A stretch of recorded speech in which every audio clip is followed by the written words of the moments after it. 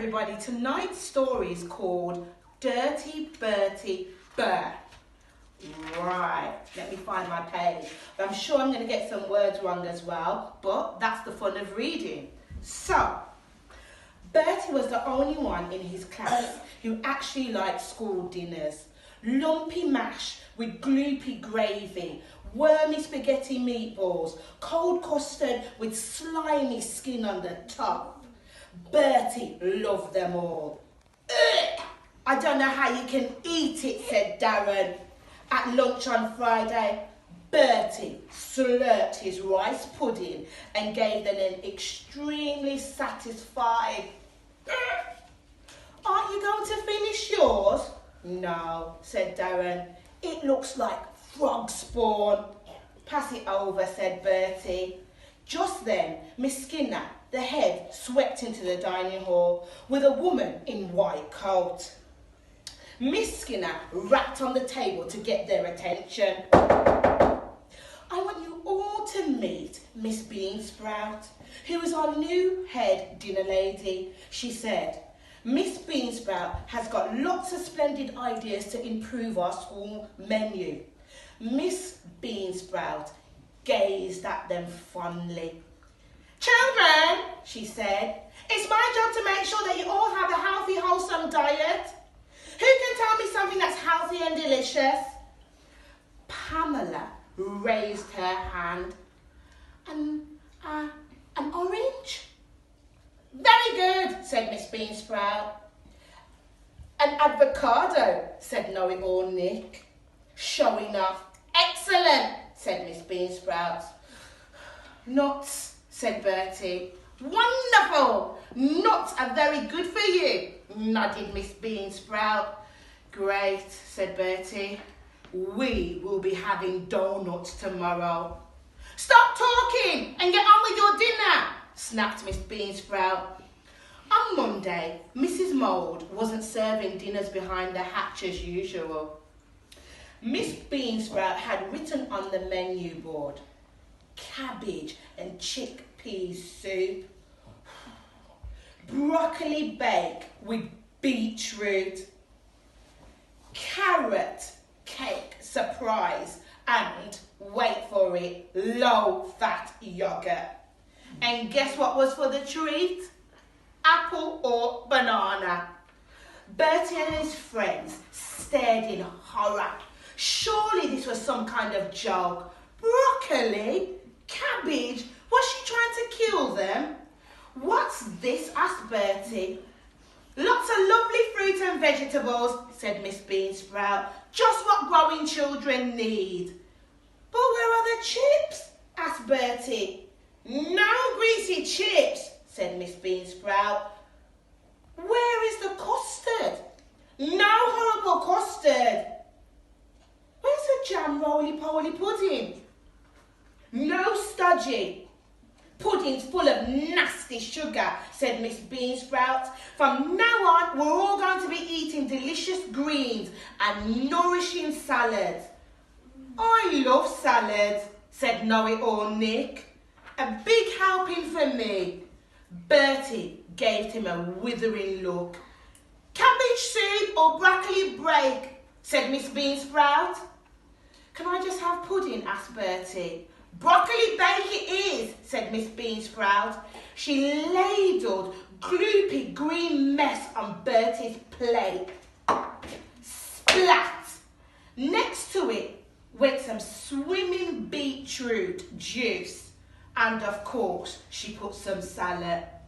Yogurt or carrot cake surprise? Asked Miss Beansprout.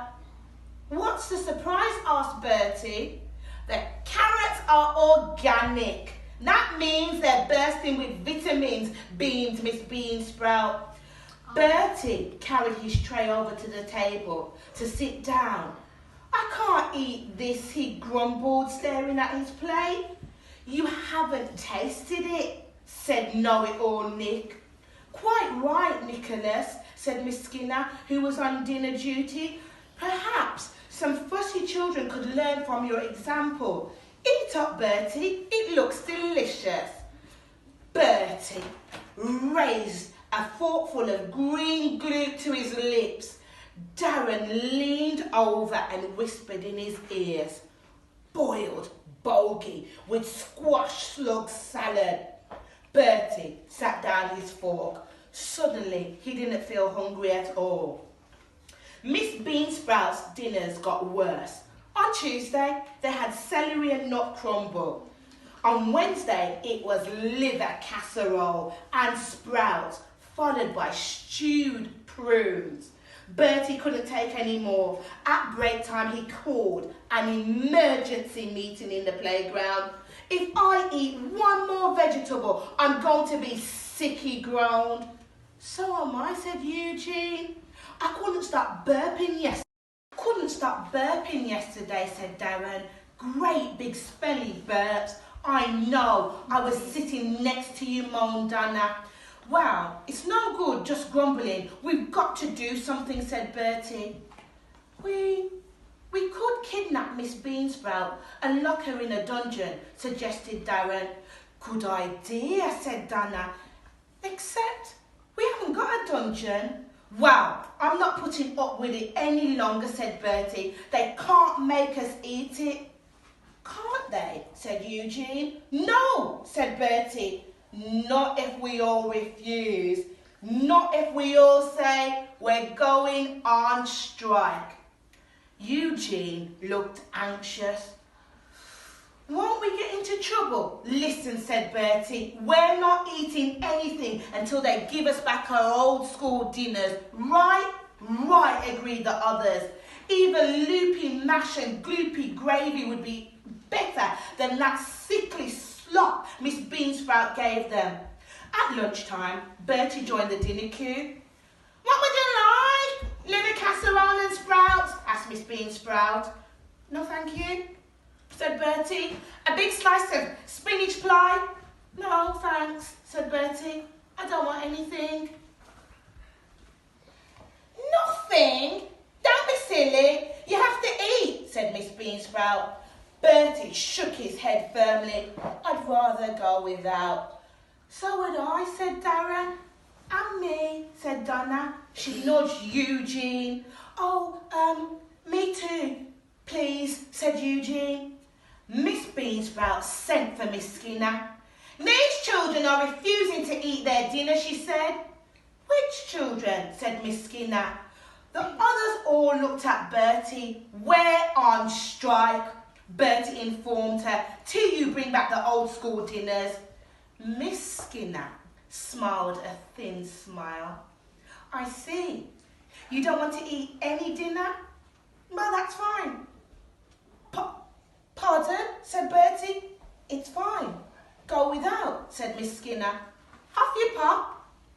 Bertie and his friends trooped away with empty plates. They sat at the table and watched other children chewing and slurping the food. I'm hungry, moaned Darren. So am I, groaned Eugene. I'm starving. I could even eat a carrot, said Donna. Eugene gauged over at Know-it-all Nick's plate. Couldn't we just have pudding? No, said Bertie. We're on strike, remember? We're not eating till they give us back our old school dinners. But I haven't had anything since breakfast, grumbled Darren. If I don't eat soon, I'll starve to death. Huh, said Bertie. Well, it would just serve them right. If we did, maybe that would teach them a lesson. Arrived home from school. His mum was in the kitchen talking on the phone. Yes, she said. Don't worry, I'll speak to him. He's just come in now. Bertie had that feeling it was time to make a swift exit up the stairs. Bertie! Yelled his mum. Down here now. I want a word with you. Bertie shuffled into the kitchen. What's all this about you not eating your school dinners? Said Mum. Oh, said Bertie, that. Yes, that. I had it from Miss Skinner on the phone. She sounds very cross. It's not my fault, said Bertie. The dinners are horrible. They're full of vegetables. Vegetables are good for you. But Mum, they're making us eat broccoli and beetroot and carrots. Good, said Mum. It sounds very healthy. How can it be healthy when I feel ill just looking at it? Asked Bertie. Don't make such a fuss. It's only a few carrots. But Mum. No buts, said Mum. Tomorrow you all eat your dinner. Bertie sighed. Okay, promise me, said Mum. I promise, said Bertie. As he went upstairs, he smiled to himself. He promised to eat his dinner, but he hadn't said what would be in it. Miss Skinner blew her whistle for the start of the school. Bertie hurried and stuffed something down his jumper and fell into line. What if she catches you? Hissed Darren. She won't, replied Bertie. No talking at the back, yelled Miss Skinner. In you go. The line of children began to file past ahead, who watched them with narrow eyes. Bertie kept his head down. Another few meters and he was home and dry. An arm shot out and barred his way. Uh-oh. Bertie, said Miss Skinner. Yes, miss? What's that lump under your jumper? Lump? Nothing, miss? Really? Miss Skinner finger prodded his jumper. It crackled and it rustled. Hands up, ordered the head teacher. What? Said Bertie. You heard me. Hands in the air. Bertie raised both his hands in the air. A bag of crisps fell from out his jumper, then two more. Pockets, said Miss Skinner. Bertie turned out his pockets, some sweets and some chocolates. Chocolate bar scattered at Miss Skinner's feet. You know the rules, said Miss. No crisps or sweets in the school. The chocolate disappeared into her pocket. Later that day, Bertie passed the staff room on his way to lunch. He heard raised voices inside. Thank goodness we don't have to survive on school dinners, said Miss Booth. Yes, they're really unpleasant, replied Miss Skinner. Have another piece. Bertie opened the door a crack and peeped in. He could see his teachers eating something. It was his bar of chocolate. Bertie gasped. Well, this time they'd gone too far. Nobody stole Bertie's chocolate and got away with it. In the dining room, Bertie stared at all his friends. They were eating their dinner. I thought they were on strike, Bertie scowled. Sorry, Bertie. I've got to eat. My mum made me promise, replied Eugene. Mine's too, said Darren. Never mind. At least we tried, said Donna. Bertie didn't answer. He wasn't beaten yet. If only he could think of some way to get his revenge. He stared at the sloppy cauliflower cheese. I'm going to leave it there for now, children.